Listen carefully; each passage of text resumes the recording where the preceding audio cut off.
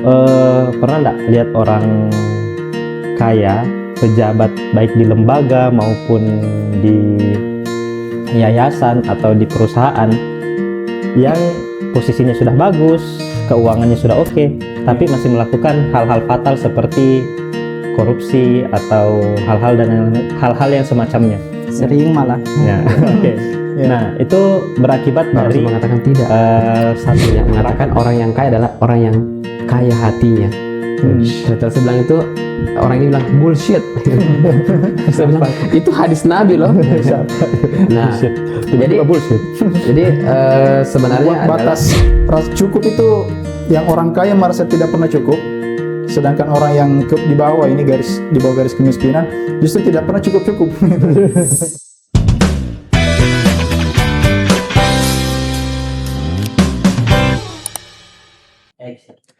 Assalamualaikum warahmatullahi wabarakatuh. Waalaikumsalam warahmatullahi wabarakatuh. Ya, alhamdulillahirobbilalamin. Kembali kita bertemu di podcast Higher Project, dan untuk melanjutkan pembahasan kita di buku The Psychology of Money. Ya, dan seperti biasa ditemani dengan teman-teman yang ganteng-ganteng ini, yang tampan dan mempesona. Terima kasih. Ya, dengan di sudut sana ada Kak Ari. Iya. Enggak, kita tinju di sudut. Di sini ada Kak Aswad. Halo. Dan sebelah saya ada Kak Vicky. Nah, di pembahasan sebelumnya atau di episode sebelumnya ya, kita sudah membedah 2 bab ya dari buku ini, dan banyak hal yang bisa kita pelajari, dan juga kita memberikan perspektif Islam tentunya dalamnya sebagai seorang muslim yang memiliki cara pandang seorang muslim atau cara pandang Islam. Nah, di bab 3 ini kita akan membahas satu judul bab yang menarik sekali nih. Judulnya tak pernah cukup ya, tak pernah cukup. Apa bahasa Inggrisnya? Never enough. Ya, tak pernah cukup. Ya, banyak hal yang menarik di dalamnya, dan tentu ada banyak pelajaran yang akan kita ambil. Tapi bukan saya akan membedah, bukan saya akan menjelaskan. Nanti kita akan lebih banyak mengulik isinya dengan diskusi, dan tentunya dengan teman-teman yang sudah membaca buku ini ya. Yang belum membaca juga silahkan dibaca, tapi tentu dengan tetap menggunakan ini ya, akal sehat, bukan akal sehat ya, menggunakan cara pandang Islam ya. Untuk menilai ketika membaca literatur kita tetap menggunakan ya cara pandang sebagai seorang muslim, khususnya buku-buku yang bukan berasal dari Islam tentunya ya. Ya, intinya kita punya pembanding lah, punya standar seperti itu. Nah, di bab 3 ini mungkin siapa yang mau duluan membahas? Kak Vicky biasanya. Dari Kak Vicky, dari bab 3 ini tak pernah cukup ya. Saya kayak mau tes ini. Silakan. Ujian cunin. Ujian. Tak pernah cukup. Nah, judulnya ketika orang kaya berperilaku gila. Oke, baik Kak. Ya, Jadi tentang kegilaan apa yang diperbuat oleh orang kaya. ini Ya, menarik ya. Bahkan bisa kita lihat contohnya itu di sekitar kita.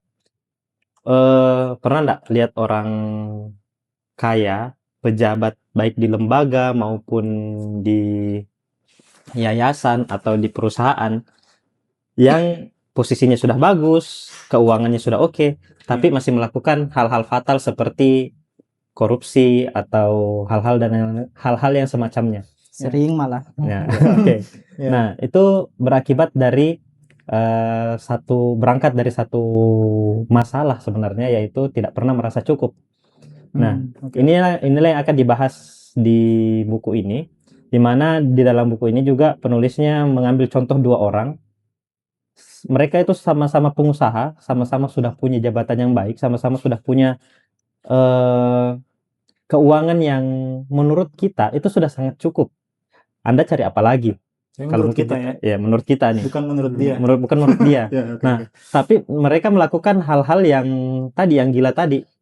Karena mereka dalam buku ini dituliskan bahwa mereka melakukan insider trading. Jadi mereka membocorkan ibaratnya membocorkan informasi-informasi yang sebenarnya itu tidak boleh bocor agar menjaga saham tetap ideal atau sirkulasi keuangan di pasar saham itu tetap ideal. Nah, dari pelanggaran itu mereka justru kehilangan apa yang mereka punya. Mereka di penjara dan mereka kehilangan reputasi, bahkan setelah keluar dari penjara pun mereka sudah sulit untuk membangun kembali reputasi mereka.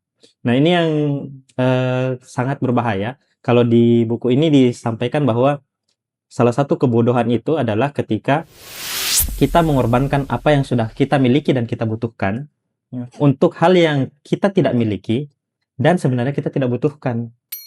Nah, kalau misalnya dijelaskan lebih rinci, kita punya uang anggaplah 100 juta. Ya.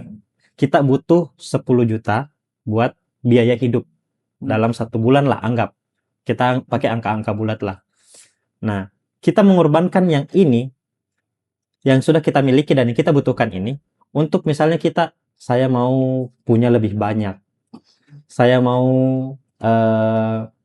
menambah jumlah kebutuhan Ya, saya. dia mau bukan butuh ya. Iya, dia mau bukan butuh. Nah, ini yang menjadi salah satu hal yang sangat berbahaya karena disebabkan oleh satu hal, yaitu tidak pernah merasa cukup.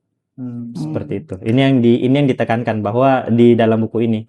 Nah, jadi kalau kita sudah baca bukunya, kita akan tahu bahwa sebenarnya merasa cukup itu bukan sekedar angka, bukan hanya angka, tetapi perasaan dan kontrol. Oke. Lebih kepada skill untuk mengontrol diri kita. Karena banyak kejadian di luar sana. Punya penghasilan 5 juta misal untuk sebulan. Dia merasa bahwa kayaknya bakal cukup nih kalau di angka 10 juta. Tapi ketika 10 juta dia pengen penghasilan 20 juta, penghasilan 30 juta. Kita tidak melihat menaikkan penghasilan itu sebuah kesalahan, tetapi perasaan tidak pernah cukup dalam hal ini itu yang menjadi sebuah masalah nantinya. Seperti itu dari buku ini. Bagaimana pendapat Kak Vicky terkait ada narasi-narasi yang UMR itu UMR cukup untuk satu orang? Apakah itu make sense atau lebih? Ya, betulkah cukup atau? Iya, betul cukup itu UMR satu orang. Berarti kalau 2 orang yang berkeluarga 2 kali UMR, apakah make sense dengan buku ini? Nah, yang dibahas di buku ini sebenarnya ketamakan yang terjadi kepada orang-orang yang sudah berkelimpahan, yang sudah berkelebihan. Bukan yang di middle. Bukan yang di middle atau yang di ambang batas kecukupan itu. Ini cukup yang disampaikan dalam buku ini adalah ketika sebenarnya dia sudah punya segala-galanya. Anda tidak perlu mencari lebih banyak lagi. Anda tidak perlu membuang-buang energi atau membuang-buang sumber daya untuk hal yang sebenarnya Anda tidak cari pun tidak apa-apa. Anda tidak kejar pun tidak apa-apa. Ya, masih cukup untuk makan 3 kali sehari. Iya, bahkan mungkin lebih ya kalau dalam perspektif buku ini.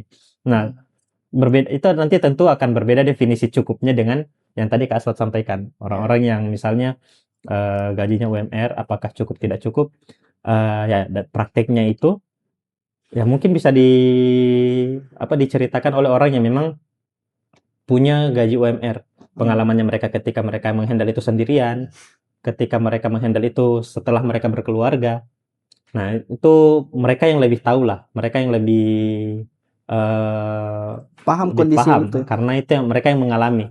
Mereka yang lebih lihai dalam hal mencukupkan. Betul. Jadi berbeda dengan yang disampaikan di dalam buku ini.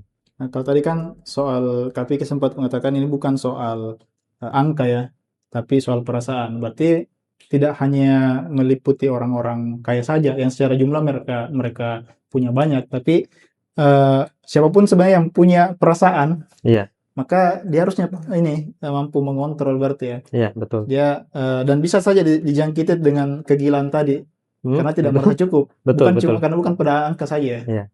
Apalagi suasananya kita saat ini di era kapitalisme secara global ini. Kapitalisme itu punya satu keahlian, yaitu ahli dalam membuat sistem ini, ahli dalam membuat orang bisa semakin kaya, dan ahli untuk memelihara rasa iri orang tersebut. Dan itu tersistem ya? Dan itu tersistem, itu sistematis. Jadi di kapitalisme memang Anda akan silahkan berkarya seluas-luasnya, cari uang seluas-luasnya, sebanyak-banyaknya. Tetapi di satu sisi mereka juga membangun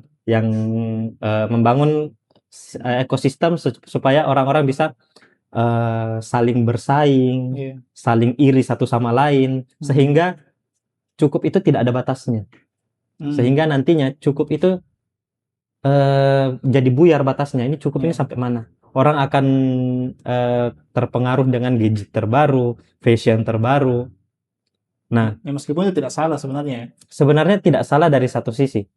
Kalau mereka misalnya mau update, Ya. tetapi kalau misalnya hanya mengikuti gara-gara takut ketinggalan, gara-gara FOMO, nah itu yang akan menjadi masalah.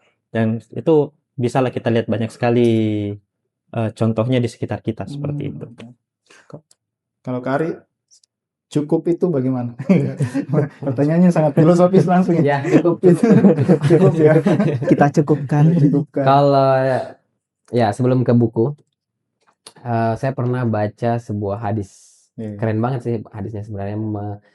Hadis ini mengetuk ya relung hati saya terdalam. Tapi ketika saya baca kan didengar orang lain itu bilang bullshit. Bisa. Hadisnya begini. Rasul bersabda mengatakan kepada para sahabat, tahukah engkau siapakah orang yang kaya? Maka para sahabat mengatakan yang banyak hartanya gitu. Maka Rasul mengatakan tidak. Sebenarnya mengatakan orang yang kaya adalah orang yang kaya hatinya. Setelah saya bilang itu, orang ini bilang bullshit. Saya bilang itu hadis Nabi loh. Nah, tiba-tiba bullshit. Jadi sebenarnya adalah mungkin kita sebagai manusia ya, manusia biasa yang kemudian wawasan keilmuannya juga masih kurang gitu kan. Ya mungkin secara rasional kita sedangkal wawasan kita akan mengatakan ngomong kosong. Karena ya kita kan butuh duit, butuh makan, butuh ini, butuh kendaraan, butuh dan seterusnya kan, realistis katanya.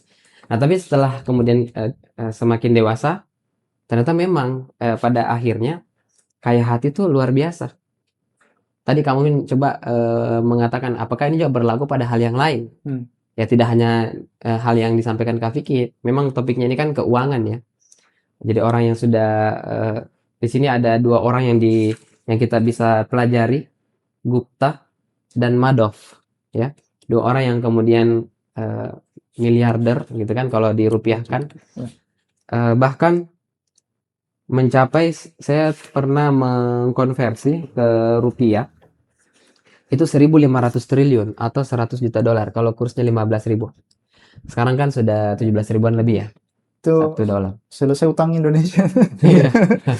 Kekayaannya segitu, tapi dia tidak merasa cukup dan akhirnya masih mau terus ya mencari harta. Akhirnya yang satu melakukan penipuan, yang satu melanggar undang-undang, gitu kan. Nah, akhirnya bangkrut dan reputasinya hancur dan itu tidak bisa lagi diperbaiki. Ya. Nah, jadi seperti itu kalau dari sisi keuangan, ya. Nah, dari sisi yang lain juga, misalkan apalagi percintaan misalnya, gitu kan, sudah punya pasangan, cari lagi yang lain misalnya. Padahal kan cukup 4 ya. Ya, seperti itulah misalnya. Ya katakanlah dia tidak gunakan poligami dalam Islam ya. Dia berselingkuh, dari berselingkuh, bukan menikah. Kan kalau menikah ya boleh ya dalam Islam ya. Nah, itu akhirnya kemudian menghancurkan gitu kan. Menghancurkan dia. Dan bisa juga jadi penularan penyakit yang belum ditemukan misalnya obatnya atau sulit disembuhkan misalnya kan. Atau misalnya jabatan ya.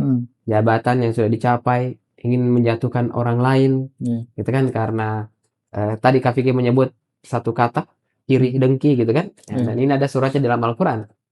Kita berlindung kepada Allah dari orang yang dengki apabila dia dengki gitu, seperti itu.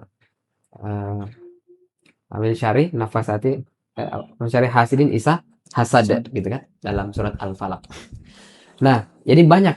Jadi ketika kita kemudian merasa cukup, kaya yang sesungguhnya kaya hati. Berarti ya sudah secara finansial saya sudah di angka cukupnya saya gitu kan. Nah, jadi misalnya saya pribadi di rumah ada 2 motor. Nah, itu cukup. Ya, tidak perlu menambahkan mobil lagi misalnya, karena kalau butuh mobil itu kan bisa naik Grab. Nah, kalaupun memang urgent dibutuhkan seharian bisa pinjam ke orang tua atau mertua, gitu kan. Nah, Nanti ketika misalnya anaknya jadi 5 misalnya, Hmm. ya barulah jadi kebutuhan yang baru. Tapi kalau sekedar untuk gengsi, nah itu mungkin harus dipertimbangkan lagi, harus pikir lagi beberapa pertimbangan baru kemudian apakah urgent atau tidak. Atau ada pengeluaran yang mungkin lebih urgent seperti misalnya investasi, aset dan seterusnya. Nah, seperti itu. Atau kita bahas ya, dua orang ini. Yang pertama adalah dikatakan Gupta, ya. Nah. Rajat Gupta. Rajat Gupta. Nah, India banget tuh namanya tuh. Rajat. Kalau Jadi disingkat dia- namanya nih Ragu. dia punya kekayaan pada tahun 2008 itu 100 juta dolar atau 1.500 triliun dengan kurs 15.000 Iya, per 1 dolar. per dolar. 100.000 rupiah. Hmm. Jumlah yang tidak pernah dibayangkan, ya jarang kita bayangkan lah. Ya. 150 1.500 Menghitungnya triliun. saya susah. 271 triliun aja tuh jadi masalah kan Oh kemarin. iya kan? Nah, ini 1.500. Itu 1.500. satu gedung itu. Jumlah yang tak terbayangkan bagi kebanyakan orang, keuntungan tahunan 5% dari uang sebanyak itu sama dengan hampir 600 dolar per jam. Ya. Nah, dia bisa melakukan apapun yang dia inginkan dalam hidupnya dengan kekayaan itu. Iya, iya, iya. Dan yang dia inginkan sepertinya bukan hanya memiliki 100 juta dolar. Raja Gupta ingin miliaran dolar. Iya. Ya, berarti kuadriliun ya. Atau ya. Apalah kalau di kita itu di Indonesia. Nah, dan dia sangat ingin, sangat berambisi dengan hal tersebut. Nah, Gupta menjadi salah seorang direktur Goldman Sachs ya, yang dikelilingi beberapa investor terkaya di dunia. Nah, kesalahannya dia kalau kita ringkas, dia kemudian melakukan suatu pelanggaran undang-undang di Amerika namanya insider trading. Insider trading betul. Trading. Nah, jadi adalah dia mengetahui informasi ordal Iya. orang dalam tentang trading, akhirnya melakukan sesuatu untuk menguntungkan dirinya. Ini kan merusak katanya integritas ya dari Iya, betul. sistem Dan saham. itu ilegal ya. Ilegal ya secara Ilegal, undang-undang. Dapat bocoran soal gitu. Iya, mirip-mirip. Kayak misalnya kita bekerja di sebuah perusahaan saham. Ini perusahaan mau bangkrut. Mm. Kita jual sebelum diumumkan kebangkrutannya. Berarti harganya masih normal kan? Mm. Tapi kita sudah tahu itu pelanggaran. Iya. Tapi kan dalam Islam saham itu tidak boleh ya. Iya. Ulama yang kita ikuti pendapatnya mengatakan tidak boleh karena memang sejak awal tidak ada pengelolanya gitu. Ya, ini memainkan uang saja gitu. Yang mengelola karyawan. Harusnya penanggung jawabnya kan bagian dari pengelolanya gitu. Intinya dia berbuat curang ya. Intinya dia berbuat curang si Rajat Gupta ini. Rajat Gupta. Nah, berikut lagi adalah Madoff. Di sini dikatakan dia adalah pengusaha yang sukses dan bisnis yang mensukseskan dia adalah usaha yang wajar. Bisnis yang wajar-wajar. Nah, omsetnya adalah 25 juta dolar dan kadang-kadang 50 juta dolar per tahun. Ya, lumayan lah 50 juta. Nah, setengah dari tadi Gupta. Si Gupta Ya, tadi. berarti 750 triliun ya, banyak lah. Nah, namun tetap saja Madoff kemudian menipu dengan skema Ponzi ya. Skema Ponzi. Ponzi ya. Kenapa? Karena dia tamak ya, karena dia tidak merasa cukup, akhirnya jadi kriminal. Itu yang bisa kita pelajari dari bab ini. Mungkin ada lagi bab yang lain. Nah, selebihnya bisa kita diskusikan bersama. Arti kata cukup itu sesuai kebutuhan atau ada penjelasan yang lebih spesifik? Cukup. Cukup itu kalau di dalam Islam kan manusia itu ada 3 ya. Ada 3 hal yang ingin dia capai. Ada piramidanya dalam Islam. Yang pertama al-hajatul udwiyah. Yang kedua al-ghariza. Yang ketiga at-tafkir. Yang terakhir baru impact. Jadi potensi manusia itu ada 3. Nah, kalau dia memenuhi potensinya, yang kita penuhi harusnya dari bawah kan? Iya. Dari bawah ke tengah ke atas, baru kemudian memberikan impact. Nah, jadi kalau bicara kebutuhan, kita punya hajatul udwiyah, kebutuhan hajat. Atau bisa kita sebut dalam bahasa Inggris basic needs. Basic needs-nya. Nah, misalnya hajatul udwiyah, af'al, al-hal, asya. Nah, misalnya kita butuh af'al, kita butuh melakukan sesuatu gitu. Misalnya ada salah satunya yakni BAB dan BAK misalnya. Af'al kan, kita bergerak karena hal tersebut. Berarti kita butuh tempat nih, Mm. di mana kita bisa tiap hari BAB, BAK gitu kan. Ini kebutuhan. Kalau kita tidak memenuhinya, bisa meninggal dunia. Iya. Berarti kita paling tidak butuh tempat tinggal, ya. Nah, kemudian hal-hal kita butuh suasana. Ya. Misalnya kita butuh tempat untuk istirahat, butuh tempat untuk tidur, untuk duduk, gitu kan. Nah, berarti kita butuh tempat tinggal kembali lagi. Berarti hal-hal. Asya kita butuh sesuatu. Sesuatu itu adalah makanan, ya, yang dimana kalau kita juga tidak penuhi kita bisa meninggal. Minuman kita tidak penuhi bisa kita meninggal dunia. Ini adalah al-hajat. Kebutuhan. Nah, jadi Al-hajat basic. kebutuhan berarti. Iya, al-hajat ini kebutuhan, basic needs-nya kita. Nah, ada kebutuhan yang berikutnya, sifatnya emosional. Yang tingkat kedua ini. Tingkat kedua, yang kalau tidak dipenuhi tidak meninggal, cuman kita jadinya gelisah. Nah, apa itu? Misalnya Gorisatun Nau, kita ingin punya keluarga, kita ingin mencintai dan merasa dicintai. Kita ingin punya teman, kita ingin punya sahabat, ya. Kita ingin punya komunitas atau jamaah yang mengakui keberadaan kita. Itu Gorisatun Nau, gitu kan. Nah, yang berikutnya berarti butuh pengakuan kan? Ya. Yang itu. Yang berikutnya adalah Gorisatun Bako. Kita butuh untuk merasa aman, merasa terlindungi. Itu kebutuhan berikutnya, gitu kan? Akhirnya kita butuh pekerjaan, butuh pagar, butuh security misalnya di komplek. Dan Gorisatun Tadayun, butuh pencipta, butuh yang kita tokohkan, yang kita agungkan, yang kita kultuskan, gitu kan? Nah, Gorisatun Gorisatun Tadayun. Nah, kalau ini sudah terpenuhi juga, maka kita mengembangkan lagi kita ke berikutnya, berpikir, punya wawasan keilmuan, ya, punya landasan prinsip hidup, habis itu impact. Nah, jadi inilah kebutuhan. Selebihnya itu adalah hal-hal yang sifatnya keinginan. Misalnya kita sudah kalau tadi Gorisatun Bako kita butuh rumah, ada pagarnya, ada tadi Gorisatun al-hajat, ada tempat tinggal gitu kan. Tapi apakah kita butuh 10 buah rumah? Nah, ini beda lagi berarti. Iya. Ya kan? Nah, padahal anaknya mungkin cuma 2 misalnya. Apakah butuh lift? Ya, Pada lantai 1. padahal Ngapain? misalnya Liftnya ke samping. ya. Nah, jadi kadang-kadang orang juga aneh-aneh gitu. Aneh-aneh karena ada gengsi, ada perbandingan dengan orang lain gitu kan. Sehingga tidak pernah merasa cukup. Iya. Nah, itu tadi saya quotes tadi dari Kak Ari. Sebenarnya merasa tidak cukup itu adalah ketika kita memang fokusnya melihat ke orang lain. Karena gini, kebutuhan Kak Ari dan kebutuhan saya mungkin berbeda. Kak Ari butuh tadi 2 motor ya, karena suami istri anak 2. Ya, Kalaupun seramai-ramainya pergi kan tadi naik Grab. Kalaupun misal Kak Ari sama anaknya ya masih bisa. Kak Ari bawa 1 anak, si Ato yang besar, terus berangkat. Iya. Kalau misalnya berdua misalnya beda tujuan, masing-masing bawa 1 anak. Nah, cukup motornya. Artinya untuk nambah 1 motor lagi itu kan pasti buat apa gitu. Itu menjadi sebuah keinginan. Kalau orang yang tidak paham itu akan menjadi berat buat dia. Misal contoh saya tadi Kak Ari kan 2 motor cukup. Nah, saya 1 motor cukup, enggak butuh 2. Kenapa saya sendiri kan? Jomblo. Nah, iya, tapi jangan Jomblonya tebal sekali, maaf.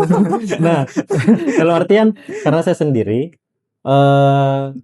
kalaupun misal saya butuh kendaraan yang lebih besar, misal keluarga saya datang atau apa, ya kayak tadi Kak Ari bisa naik Grab. Kalau misalnya butuh dalam waktu yang lama atau berpindah-pindah tempat, saya bisa misal rental mobil selama 24 jam, saya bawa keluarga dan lain sebagainya. Nah, itulah tadi, setiap itu kebutuhan akan berbeda. Nanti kalau misalnya saya misalnya menjadi orang yang tidak merasa cukup ya, saya kan punya 1 motor, saya lihat Kak Ari punya 2 motor nih. Kak Ari punya 2 motor, padahal kita teman, 1 circle. Saya mau 1 juga motor deh, beli lagi motor 1. Nah, ini yang jadi permasalahan. Kak Ari misal melihat Kak Mukmin dengan keluarga besarnya punya mobil. Kak Ari bilang, Kak Mukmin punya mobil, kita 1 circle. Saya beli mobil juga deh. Padahal tadi 2 motor sebenarnya sudah cukup.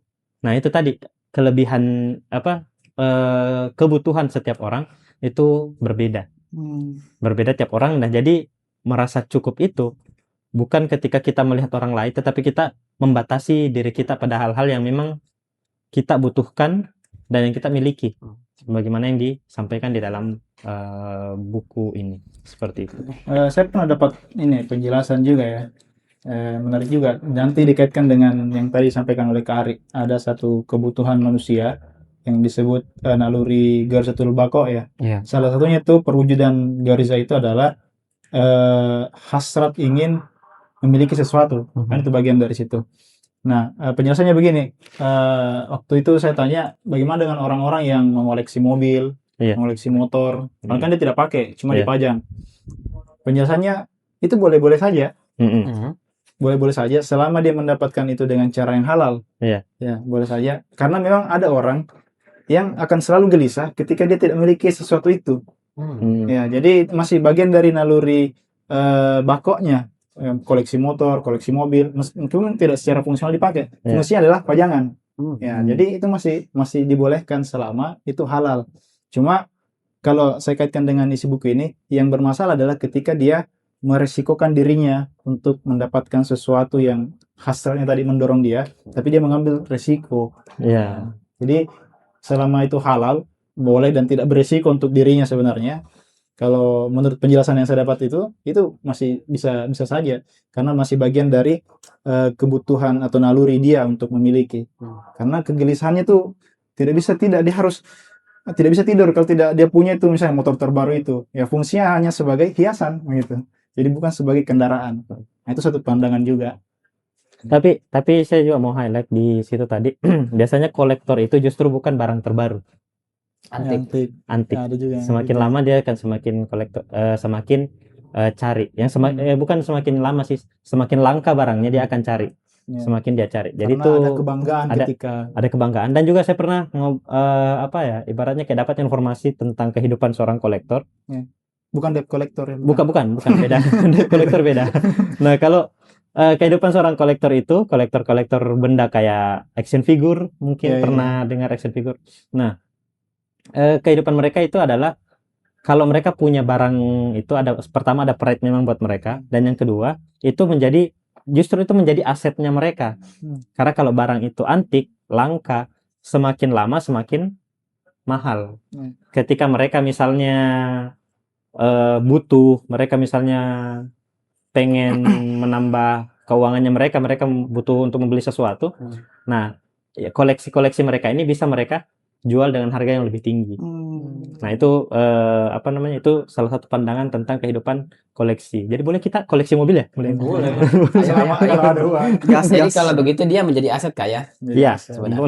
untuk kolektor memang menjadikan itu sebagai aset. Barang benda koleksi mereka jadi aset. Nah, itu kalau bentuk barang. Bagaimana kalau misal bentuk pendapatan? Contoh, untuk satu orang seperti saya jomblo, 5 juta itu cukup kan? Ya. Bagaimana kalau saya bersyukur tapi belum puas, mau nambah 10 juta? Itu bisa atau ego itu, saya mau nambah 10 juta itu ego atau boleh? Begitu. Kembali, apakah kita tadi meresikokan diri atau tidak? Iya. Ya.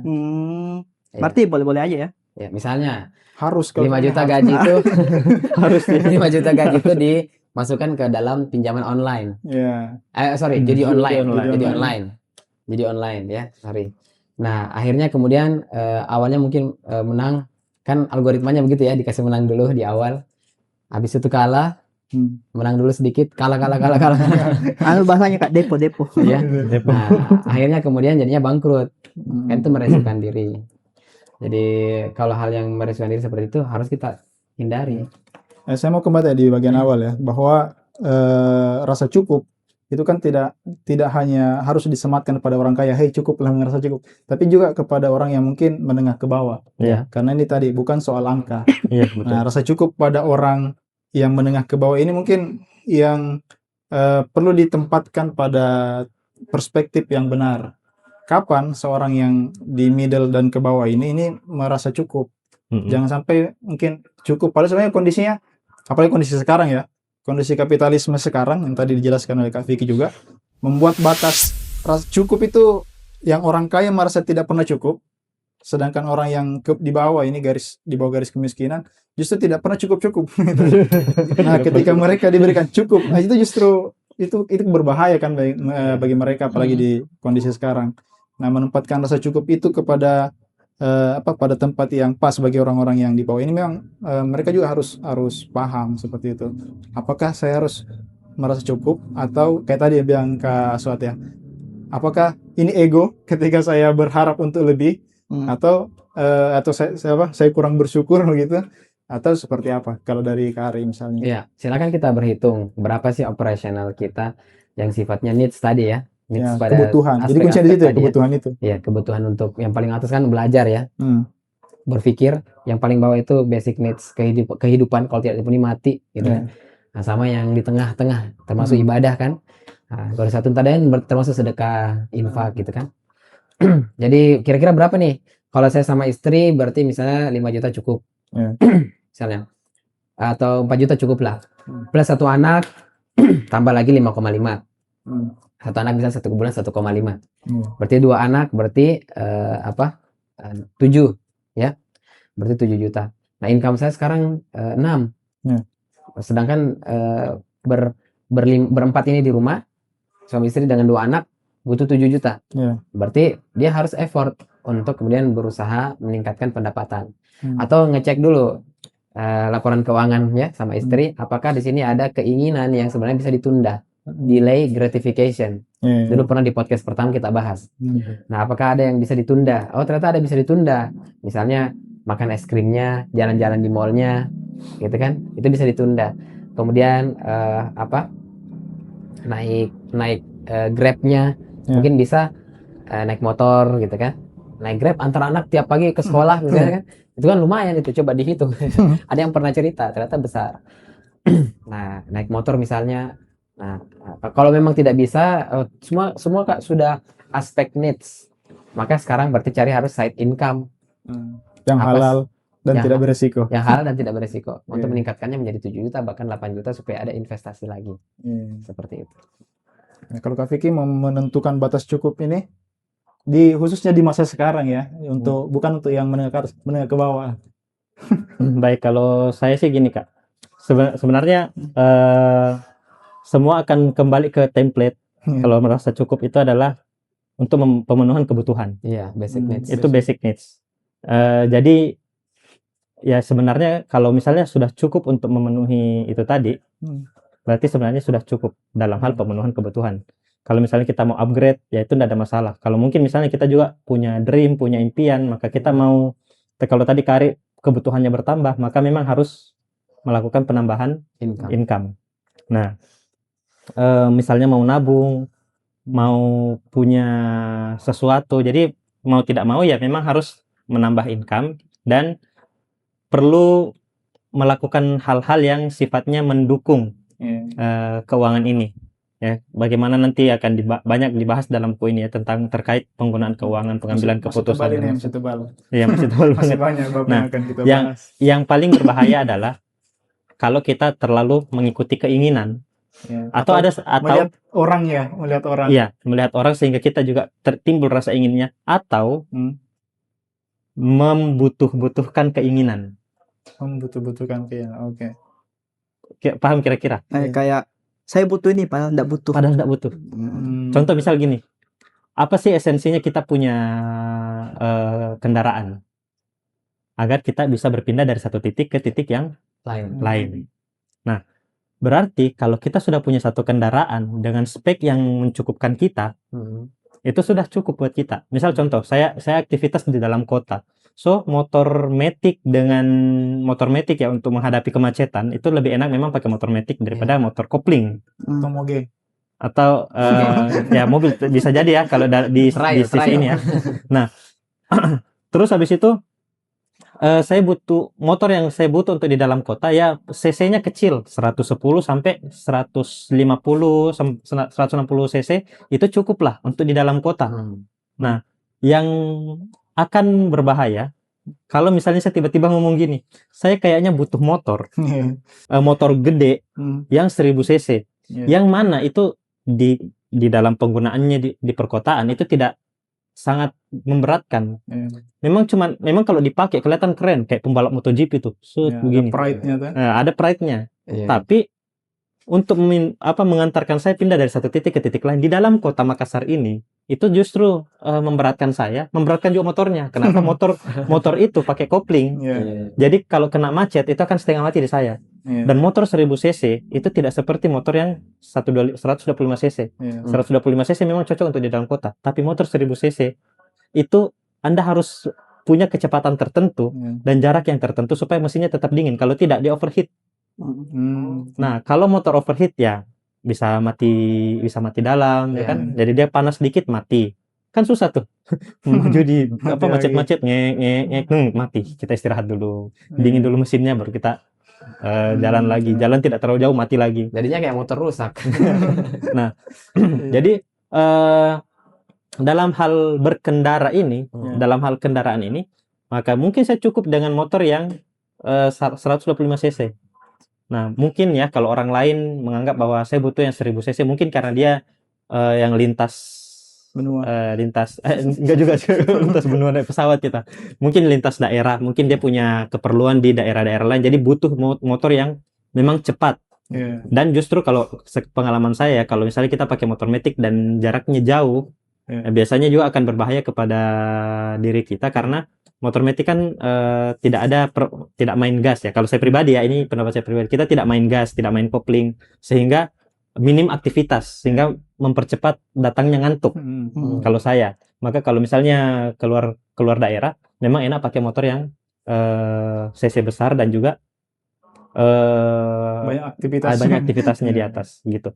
Nah, ini salah satu contoh ya. Jadi kadang yang menjatuhkan kita justru itu tadi, hal-hal sebenarnya keinginan tapi dibutuhkan. Nah, saya pernah dapat quotes juga, kalau sebenarnya kita butuh sesuatu barang itu, kalau yang di luar ini ya, di luar basic needs tadi, kita sudah butuh satu barang kalau kita sudah 3 kali minjem. Misal ya, saya tidak punya laptop, tapi kerjaan saya graphic designer misal. Saya harus ke Kaswat, pinjam laptop. Ada orderan masuk nih, desain poster, saya desain. Oke, Kaswat, thank you, selesai. Besoknya orderan masuk lagi, Kaswat pinjam lagi. 3 kali itu kan akan minjam 5 kali 6 kali sampai berapa? Berarti artinya laptop ini adalah kebutuhan buat saya. Betul. Nah, sudah punya laptop ini, ya kan? Nah, tapi gara-gara punya laptop, saya kayaknya harus punya meja gaming deh. Nah, ini sudah mulai mengarah ke keinginan yang dibutuhkan. Padahal di rumah selama ini dia kerja di atas meja makan pun cukup, kerja di atas meja belajar sederhana di kamarnya pun cukup. Nah, ini relate. Ya, ini yang menjadi sebuah hal yang berbahaya.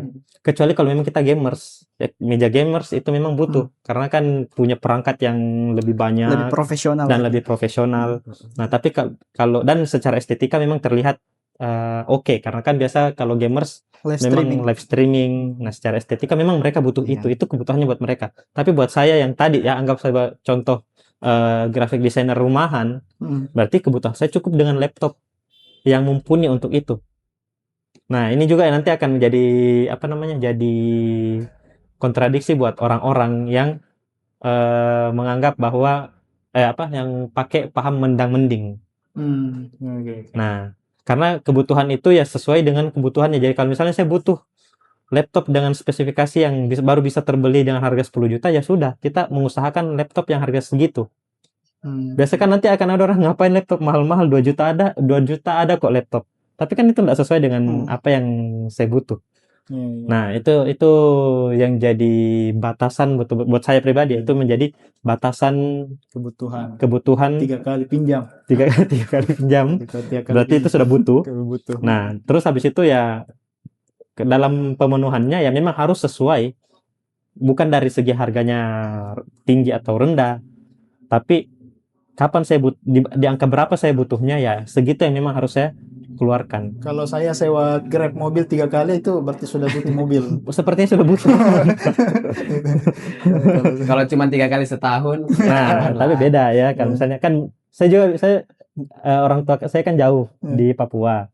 Nah, mereka kalau datang ke Makassar, ya berarti mau ndak mau saya harus Beli pesawat. Beli tiket Beli pesawat. tiket pesawat pertama ya. Beli pesawat bahaya. Beli pesawatnya.